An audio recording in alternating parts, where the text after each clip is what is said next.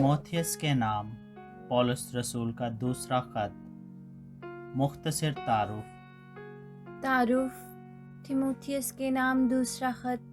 ज़्यादातर थिमोथियस को शख्सी मशवरों और नसीहतों पर मुश्तमिल है कि वो पौलुस का नौजवान हम खिदमत और मुआवन था।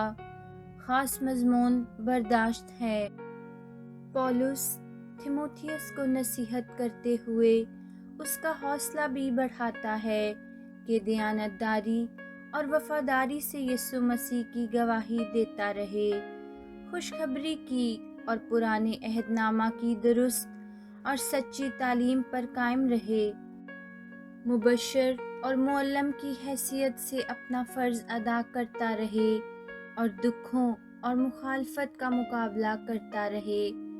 थिमोथियस को ख़ास तौर से तंबीह की गई है कि बेवकूफ़ी और नादानी की हुज्जतों से किनारा किए रहे। उनसे कुछ फ़ायदा नहीं होता, बल्कि उनके सुनने वाले बर्बाद हो जाते हैं। सारी बातों में थिमोथियस को याद दिलाया गया है कि मुसन्निफ़ की अपनी ज़िंदगी मकसद, ईमान, सब्र, मोहब्बत, बर्दाश्त, दुखों और सताए जाने को नमूना के तौर पर ज़हन में रखे।